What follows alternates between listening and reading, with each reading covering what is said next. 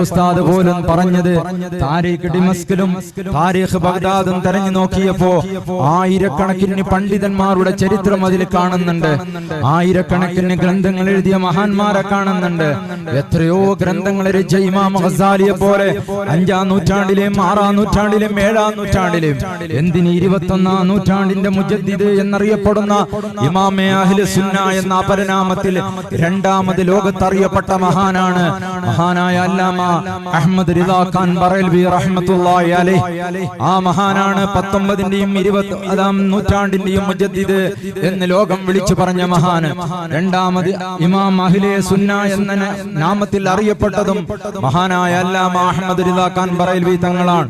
പരിശുദ്ധമായ ഹജ്ജിന് പോയപ്പോ അവിടുന്ന് മദീനയുടെ സിയാറത്തിനെത്തിയപ്പോ ആ മദീനത്തെ മസ്ജിദുൻ നബവിയിൽ ഇരുന്ന് ഒരേ സമയത്ത് 2 കൈ കൊണ്ട് 2 ഗ്രന്ഥങ്ങൾ രചിച്ച, ഒരേ സമയത്ത് 2 കൈയിൽ 2 ഗ്രന്ഥം രചിച്ച ലോകത്തെ ഒരേ ഒരു മഹാനായിരിക്കും മഹാനായ അല്ലാമ അഹ്മദ് റിദാ ഖാൻ ബറേൽവി റഹ്മത്തുള്ളാഹി അലൈഹി.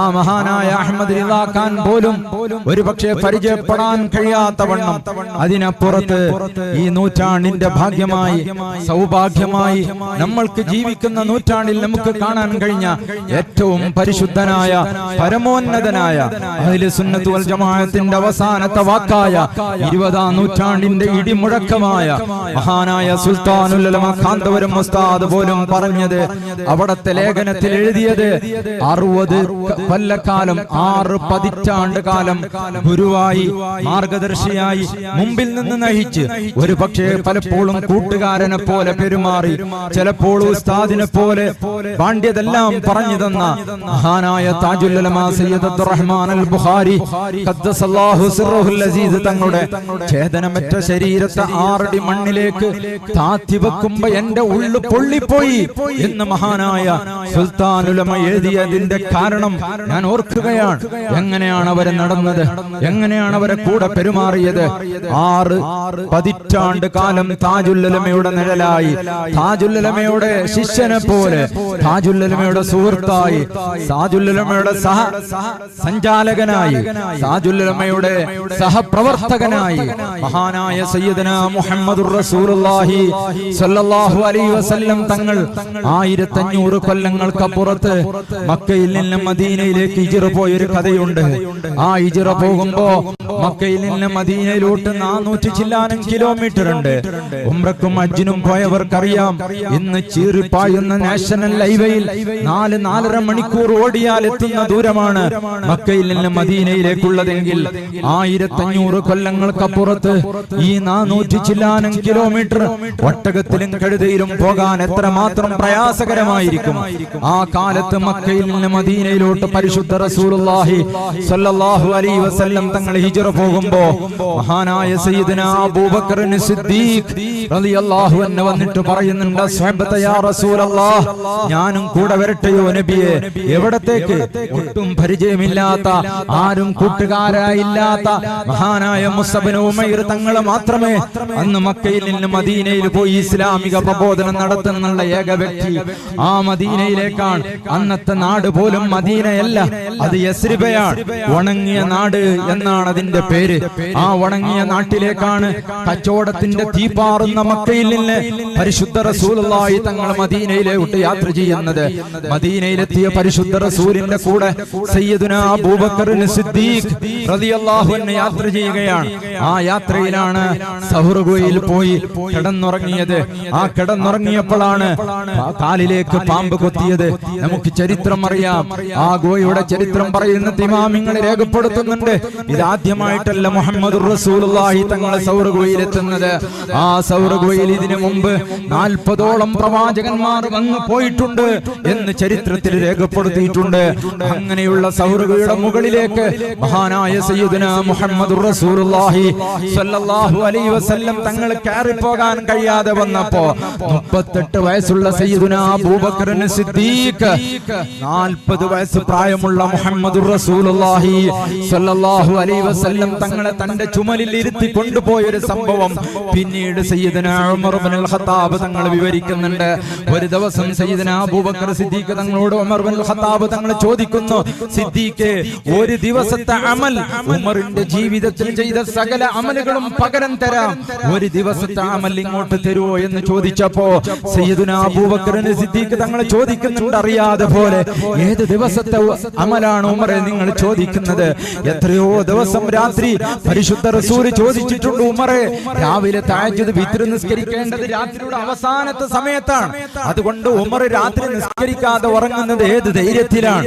സിദ്ദീഖ് തങ്ങൾ രാത്രി ഇശാക്ക് ശേഷം വിത്ർ നിസ്കരിച്ചിട്ടാ കിടക്കാറ്, എന്തേ ഉമറെ താങ്കൾ നിസ്കരിക്കാതെ കിടക്കുന്നത് എന്ന് ചോദിച്ചപ്പോ ഉമർ തങ്ങൾ പറഞ്ഞ മറുപടി, യാ റസൂലല്ലാഹ്, ഉറങ്ങിപ്പോകൂല നബിയെ, ഉമർ ഉറങ്ങൂല, ഗ്യാരണ്ടിയാണ്, ഉറപ്പാണ്, വിത്ർ നിസ്കരിക്കൽ ഒരിക്കലും ഖലാഉ പോകൂല എന്ന് ഉറപ്പുണ്ട് ഉമറിന്, അതുകൊണ്ടാണ് രാത്രി നിസ്കരിക്കാതെ സുബഹിക്ക് മുമ്പ് എഴുന്നേൽക്കുമെന്ന് ഉറപ്പുള്ളത് കൊണ്ടാണ് ഉമർ കടന്നുറങ്ങുന്നത് എന്ന് സയ്യിദുനാ ഉമർ ഇബ്നുൽ ഖത്താബ് ആ ഉമർ റളിയല്ലാഹു അൻഹു ആണ് പറഞ്ഞത്. ഒരു ദിവസത്തെ അമൽ ഉമറെ ഇങ്ങോട്ട് തരുമെങ്കിൽ ജീവിതത്തിൽ ചെയ്ത സകല അമലുകളും അങ്ങോട്ട് തരാമെന്ന്. ഏതാണ് ആ ദിവസം എന്ന് ചോദിച്ചപ്പോൾ ഉമർ റളിയല്ലാഹു അൻഹു പറഞ്ഞ മറുപടി, പരിശുദ്ധ റസൂലുള്ളാഹി തങ്ങളെ സൗറുകയുടെ താഴ്വാരത്തെത്തിയപ്പോ കാലിന്റെ ചുണ്ട് കൊണ്ട് തള്ളവിരൽ കൊണ്ട് കുത്തി പോയ തങ്ങളെ കാല് പൊട്ടി ചോര വന്നപ്പോ തങ്ങൾ മേലോട്ട് കയറാൻ പ്രയാസപ്പെട്ടപ്പോ ഈ രണ്ട് ചുമലിലിരുത്തി തങ്ങൾ കൊണ്ടുപോയില്ലേ മുഹമ്മദുർ റസൂലുള്ളാഹി തങ്ങളെ. ആ ഒരു ദിവസത്തെ അമൽ എന്റെ പ്രിയപ്പെട്ടവരെ ചിന്തിക്കണം. റബീഉൽ അവ്വല കഴിഞ്ഞു പോയത്, നമുക്ക് എത്ര ബന്ധമുണ്ട് നബിയോട്. ഒരു 100 സലാത്ത് ചെല്ലാതെ കടന്നുറങ്ങാൻ പാടില്ല മുഅ്മിനായ ഒരു മനുഷ്യൻ. എങ്ങനെ കടന്നുറങ്ങും?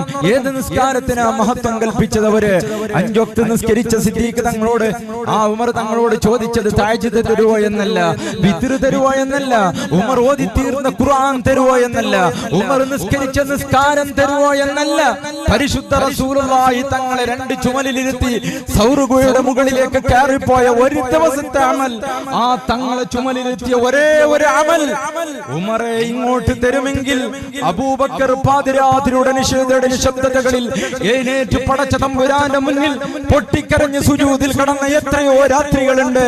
ആ നിസ്കാരങ്ങൾ മുഴുവനും തീരെഴുതി തരാം ഉമറിന്.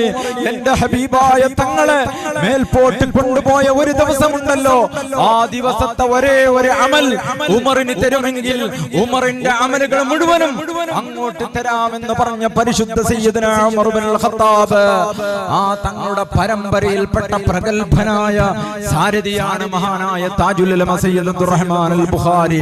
അതുകൊണ്ട് പരിശുദ്ധ റസൂലിന്റെ ജനാസ കൊണ്ടുപോയി 6 അടി മണ്ണിലേക്ക് താഴ്ത്തിയതിന്റെ ശേഷം എല്ലാവരും ഒരു പിടി മണ്ണ് വാരുമല്ലോ. മിൻഹാ ഖലഖനാകും വഫിയാ നുഈദുകും വമിന്നാ നുഖ്രിജുകും താറത്തൻ ഉഖ്റാ എന്ന് പറഞ്ഞു 3 പിടി മണ്ണ് ഖബറിലേക്ക് ഇടൽ സുന്നത്തല്ലേ. ആ മണ്ണ് ഇട്ട് വന്ന സഅദ് റളിയല്ലാഹു അൻഹുവിനോട് ആയിഷ ഉമ്മ ചോദിക്കുന്നുണ്ട്, സഅദേ എങ്ങനെ ധൈര്യം വന്നു? കൂടെ നടന്ന തങ്ങളെ കൂടെ എപ്പോഴും മദീനത്തെ പള്ളിയിൽ ആ പരിശുദ്ധ മുഖം കണ്ട് ജീവിച്ച സഅദേ, നിങ്ങൾക്ക് എങ്ങനെ പരിശുദ്ധ തിരുമേനിയുടെ പരിശുദ്ധ ശരീരത്തിലേക്ക് 3 പിടി മണ്ണ് വാരിടാൻ ധൈര്യം വന്നതെങ്ങനെ എന്ന് ആയിഷ ഉമ്മ ചോദിക്കുന്നുണ്ട്. ഇതുപോലെ മഹാനായ സുൽത്താനുൽ ഉലമയുടെ ലേഖനം വായിച്ചപ്പോൾ ഓർത്തുപോയി, 1500 കൊല്ലങ്ങൾക്കപ്പുറത്ത് ആയിഷ ഉമ്മ പറഞ്ഞ വാക്ക്, താജുൽ ഉലമയുടെ പരിശുദ്ധ മേനിയിലേക്ക് എങ്ങനെ മണ്ണ് വാരിയിടണമെന്ന് ചുറ്റു നിന്നവർ ആലോചിച്ച് സ്തബ്ധിച്ചു പോയി. ആ സമയം കാരണം 6 പതിറ്റാണ്ട് കാലം ദർസ് നടത്തിയ ഒരു മഹാന്, 6 പതിറ്റാണ്ട് കാലം ഒറ്റ പള്ളിയിലും കോളേജിലുമായിട്ട് ഇൽമിന്റെ പ്രസരണവും പ്രചരണവും പ്രബോധനം നടത്തിയ ഒരു മഹാന്. ലോകത്തെ ഏറ്റവും വലിയ സംഭാവന എന്താ? അത് സംഭാവന എന്നുള്ളത് പൈസ കൊണ്ടുള്ള സഹായവും സദഖയുമല്ല, ഇൽമിന്റെ പ്രചരണമാണ്, ഇൽമിന്റെ പ്രസരണമാണ്. നമ്മുടെ നാടുകളിൽ ഒരുപാട് കാലം നമ്മൾ ഓഡിയോ കാസറ്റുകളിൽ കേട്ട വാലുകളിൽ ഏറ്റവും രസമുള്ളത്, ഏറ്റവും പഠനാർഹമായത്, കേട്ടാൽ മതിവരാത്ത വാലിന്റെ ഉടമയായിരുന്നു മഹാനായ TH ഉസ്താദ്. ആ TH ഉസ്താദ് മഹാനായ താജുൽ ഉലമയുടെ ശിഷ്യനായിരുന്നു. മഹാനായ നക്കിലാടി ഇസ്മായിൽ മദനി എന്ന് പറയപ്പെടുന്ന പണ്ഡിതൻ മഹാനായ താജുൽ ഉലമയുടെ ശിഷ്യനായിരുന്നു. എത്ര എണ്ണിയാൽ ഒതുങ്ങാത്ത എന്തിനേറെ ഔലിയാവും ആരിഫും ഒലിയുമെന്ന് ഒരുപോലെ സമ്മതിച്ച മഹാനായ സജിപ് ഉസ്താദ്, ഇന്ന് ചെറുത്തൂർ നാഷണൽ ഹൈവേയുടെ പക്കത്ത് കിടക്കുന്ന മഹാനായ സജിപ് ഉസ്താദ് പോലും താജുൽ ഉലമയുടെ ശിഷ്യനായിരുന്നു എന്ന് പറയുമ്പോ, മരണപ്പെട്ടു പോയ ചമ്പരിക്കയുടെ കാളി, മംഗലാപുരത്തും ചമ്പരിക്കയിലും കാളിയായിരുന്ന CM അബ്ദുള്ള ഉസ്താദ് മഹാനായ താജുൽ ഉലമയുടെ ശിഷ്യനാണെന്ന് പറയുമ്പോ, കോട്ടം അബ്ദുൽ ഖാദർ മുസ്ലിയാർ മഹാനായ താജുൽ ഉലമയുടെ ശിഷ്യനാണെന്ന് പറയുമ്പോ, എത്ര ആരിഫീങ്ങൾ, എത്ര ഔലിയാക്കൾ അവിടുത്തെ ശിഷ്യന്മാരായി പോലും ലോകത്ത് തിളങ്ങിയെങ്കിൽ, എന്റെ പ്രിയപ്പെട്ട സഹോദരന്മാരോട് ഞാൻ പറയുന്നത്, നമുക്ക് അമലില്ല, നമുക്ക് ഇബാദത്തില്ല, നമുക്ക് കടക്കാൻ കഴിയുന്ന ഒരേ ഒരു വഴിയേ ഉള്ളൂ. അത് മഹബ്ബത്തിന്റെ വഴിയാണ്, അത് മഹാന്മാരെ സ്നേഹിക്കലാണ്. കാരണം എന്തെന്നറിയോ? ആദരവായ നബി മുഹമ്മദ് മുസ്തഫ സല്ലല്ലാഹു അലൈഹി വസല്ലം തങ്ങൾ പറഞ്ഞത്, മഹാനായ സയ്യിദനാ അബൂ ഹുറൈറ റളിയല്ലാഹു അൻഹു, ഈ ഒറ്റൊരു ഹദീസ് ഞാൻ തുടങ്ങിയത് അവസാനിപ്പിച്ച് നിർത്തുകയാണ്. മഹാനായ അബൂ ഹുറൈറ റളിയല്ലാഹു അൻഹു പരിശുദ്ധ റസൂലിനോട് ചോദിക്കുകയാണ്, അഖ്ബിർനി ബിശൈഇൻ, ഒരു കാര്യം പറഞ്ഞു തരുവോ നബിയെ, ഇദാ അമൽതുഹു ദഖൽതുൽ ജന്ന, ആ പ്രവൃത്തി ചെയ്താൽ ഞാൻ സ്വർഗ്ഗത്തിൽ കടക്കും. ആരാ ചോദിക്കുന്നത്? അവർ മുഴുവനും സ്വർഗ്ഗത്തിലാണ്, സഹാബത്ത് മുഴുവനും സ്വർഗ്ഗത്തിലാണ്. പരിശുദ്ധ തങ്ങളെ കണ്ടവരാരും, മുഅ്മിനായ നിലയിൽ കണ്ടവരാരും നരകത്തിൽ കടക്കൂല. അവർ സഹാബത്ത് പരിശുദ്ധരാണ്. അസ്ഹാബി കന്നുജൂം, നിങ്ങൾക്ക് തൊടാനെത്താത്ത അത്രയും ദൂരങ്ങളിലാണ് സഹാബത്തുള്ളത്. ശേഷം വന്ന ഒരാളും ആ പദവിയിലേക്ക് കയറി പോകൂല. ഇത് മഹാനായ ശൈഖ് അബ്ദുൽ ഖാദിർ ജീലാനി തങ്ങളുടെ മാസമാണ്. 100 ശൈഖ് അബ്ദുൽ ഖാദിർ ജീലാനി തങ്ങന്മാർ കൂടിയാലും ഒരു സഹാബത്തിന്റെ പദവിയിലേക്ക് എത്തുകയില്ല എന്നുള്ളത് ഖണ്ഡിതമാണ്. ഇമാമിങ്ങൾ രേഖപ്പെടുത്തിയതാണ്. അത്രയും ഉയർന്ന സ്ഥാനത്താണ് സഹാബത്തുള്ളത്. അങ്ങനെയുള്ള അബൂ ഹുറൈറ റളിയല്ലാഹു അൻഹു എപ്പോഴും നബിയുടെ കൂടെയാണ്. ആ മഹാനായ അബൂ ഹുറൈറ റളിയല്ലാഹു അൻഹു പറയുന്നത്, അഖ്ബിർനി ബിശൈഇൻ, ഒരു കാര്യം പറഞ്ഞു തരുവോ നബിയേ, ഇദാ അമൽതുഹു ദഖൽതുൽ ജന്ന, ആ പ്രവൃത്തി ചെയ്താൽ ഞാൻ സ്വർഗ്ഗത്തിൽ കടക്കും നബിയേ, അങ്ങനെയുള്ള ഒരു അമൽ പറഞ്ഞു തരുവോ എന്ന് ചോദിച്ചപ്പോൾ പരിശുദ്ധ റസൂലുള്ളാഹി തങ്ങൾ പറഞ്ഞ ഒരു വാക്ക് എന്റെ പ്രിയപ്പെട്ട ശബ്ദം കേൾക്കുന്ന നാട്ടുകാരോട്, എന്റെ പ്രിയപ്പെട്ട പെങ്ങന്മാരോട് ഓർമ്മപ്പെടുത്തുകയാണ്. പരിശുദ്ധ റസൂലുള്ളാഹി തങ്ങൾ പറഞ്ഞു, അത്ഇമുത്തആം, ഭക്ഷണം കൊടുക്കലാണ്, നിസ്കരിക്കലാണെന്നല്ല പറഞ്ഞ മറുപടി. അത്ഇമുത്തആം, ഭക്ഷണം കൊടുക്കലാണ്. വഅഫ്സഉസ്സലാം, വ്യാപകമായി സലാം പറയാനാണ്. മൻ അറഫ്ത വമൻ ലം തഅരിഫ്, നീ അറിഞ്ഞവരോടും അറിയാത്തവരോടും കണ്ടാൽ ഒരു സലാം പറയാനുള്ള ഒരു സന്മനസ്സുണ്ടാകണം. അങ്ങനെ ഉണ്ടായാൽ സ്വർഗ്ഗത്തിൽ കടക്കുന്നതിന്റെ ശിഹാറുകളാത്. മൂന്നാമതായും പുണ്യനബി പറഞ്ഞത് വസിൽ അർഹാം, കുടുംബ ബന്ധം ചേർക്കലാണ്. കുടുംബ ബന്ധം ചേർക്കലാണ്. തകർന്നു പോകുന്ന അഭിനവ ലോകത്താണ് നമ്മളുള്ളത്. സമ്പത്തിന്റെ പേരിലും സാമ്പത്തിക ഇടപാടിന്റെ പേരിലും സ്വത്തിന്റെ പേരിലും അല്ലാത്തതിന്റെ പേരിലും തകർന്നു പോകുന്ന ആധുനിക ലോകത്താണ് നമ്മളുള്ളത്. കുടുംബം ചേർക്കുന്നവർക്ക് സ്വർഗ്ഗത്തിൽ കടക്കാമെന്ന് പരിശുദ്ധ റസൂലുള്ളാഹ് അവസാനം പറഞ്ഞു, വസല്ലി ഫിൽ ലൈൽ, രാത്രി എഴുന്നേറ്റ് 2 റക്അത്ത് തഹജ്ജുദ് നിസ്കരിക്കണം. എന്റെ പ്രിയപ്പെട്ട കരളിന്റെ കഷ്ടങ്ങളായ സഹപ്രവർത്തകരായ SSFന്റെ കൂട്ടുകാരോട് ഞാൻ പറയാണ്, രാത്രി എഴുന്നേറ്റ് സുബഹിക്ക് മുമ്പ് ഒരു 10 മിനിറ്റ് മുമ്പ് എഴുന്നേറ്റ് 2 റക്അത്ത് സുന്നത്ത് നിസ്കരിക്കാൻ, ഒരു തഹജ്ജുദ് നിസ്കരിക്കാൻ നമ്മൾ മനസ്സ് കാണിക്കണം. വസല്ലി ഫിൽ ലൈൽ, രാത്രി നിങ്ങൾ നിസ്കരിക്കണം. വന്നാസു നിആം, എല്ലാവരും കൂർക്കം വലിച്ചു ഉറങ്ങുന്ന, ലോകത്തെ ബഹുഭൂരിപക്ഷം ആളുകളും കൂർക്കം വലിച്ചു ഉറങ്ങുന്ന സമയത്ത് ഏറ്റവും പരിശുദ്ധ റബ്ബിനോട് അടുത്തവരാണ് രാത്രി നിസ്കരിക്കുന്ന 2 റക്അത്ത് തഹജ്ജുദ് നിസ്കരിക്കുന്നവര് എന്ന് ഇമാമിങ്ങൾ രേഖപ്പെടുത്തുന്നുണ്ട്. കാരണം എന്താ, കള്ളുകുടിയന്മാരും തമ്മാടികളും ലോകത്തെ ബഹുഭൂരിപക്ഷം കുഫാറുകളും കിടന്നുറങ്ങുന്ന സമയത്ത് പടച്ചവനിലേക്ക് ഏറ്റവും അടുക്കാൻ പറ്റിയ സമയമാണ്. സുബഹിക്ക് മുമ്പ് 2 റക്അത്ത് തഹജ്ജുദ് നിസ്കരിക്കാൻ കഴിഞ്ഞാൽ അതിനേക്കാളും വലിയ സമ്പത്തില്ല.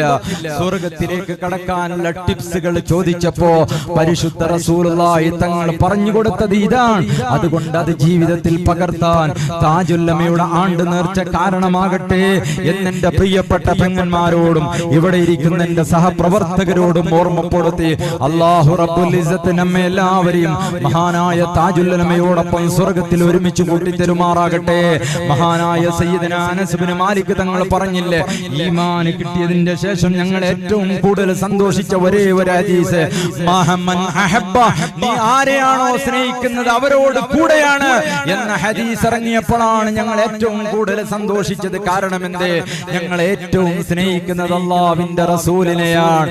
എങ്കിൽ എന്റെ പ്രിയപ്പെട്ടവരെ, നമ്മൾ ഈ നൂറ്റാണ്ടിൽ കണ്ട ഏറ്റവും വലിയ പ്രഗൽഭനായ ആലിമ്, ഏറ്റവും വലിയ സയ്യിദ്, ഏറ്റവും വലിയ ആബിദ്, ഏറ്റവും വലിയ ഹാഫിദ് ഏത് മേഖലയിലാണ്? നന്മയുടെ ഒരു മേഖലയിലും താജുൽ ഉലമ പിന്നിലായിരുന്നില്ലല്ലോ. ആ താജുൽ ഉലമ ജീവിച്ച കാലത്തെ ആ മഹാനുഭാവൻ നേതൃത്വം കൊടുത്ത പ്രസ്ഥാനത്തിന്റെ കീഴിൽ ഒരു അണിയായി, ഒരു ബിന്ദുവായി ചേരാൻ ഭാഗ്യം ലഭിച്ച നമ്മളാണ് ഏറ്റവും വലിയ ഭാഗ്യവന്മാർ. രണ്ടാമത് ഈ നൂറ്റാണ്ട് പോലും, അടുത്ത നൂറ്റാണ്ട് പോലും കണ്ടിട്ടില്ലാത്ത, കഴിഞ്ഞ ഗതകാല ചരിത്രത്തിൽ പോലും രേഖപ്പെടുത്താത്ത മഹാനായ സുൽത്താനുൽ ഉലമ കാന്തമരു ഉസ്താദ് നേതൃത്വം കൊടുക്കുന്ന പ്രസ്ഥാനത്തിന്റെ അനുയായിയായി എന്നുള്ളത് നമ്മൾ ഈ ജീവിക്കുന്ന കാലഘട്ടത്തിലെ ഏറ്റവും വലിയ ഭാഗ്യമാണ്. ലോകം ഏറ്റവും അപശബ്ദ കാലത്തിലേക്കാണ് കടന്നുപോയിക്കൊണ്ടിരിക്കുന്നത്. ചുറ്റുഭാഗത്ത് നമ്മൾ കണ്ടുകൊണ്ടിരിക്കുകയാണ്. ഈ ഉമ്മത്തില് ഒരിക്കലും പാടില്ലെന്ന് 1000 വട്ടം ആവർത്തിച്ച് പ്രബോധകരും ഇസ്ലാമിക ഗ്രന്ഥങ്ങളിലും രേഖപ്പെടുത്തിയ ആത്മഹത്യ കൂടിക്കൊണ്ടുവരികയാണ്. എല്ലാ അർത്ഥത്തിലും ആണും പെണ്ണും, വിവരമുള്ളവരും ഇല്ലാത്തവരും മുഴുവനും ഇന്ന് കണ്ടെത്തുന്ന അവസാനത്തെ വിദ്യ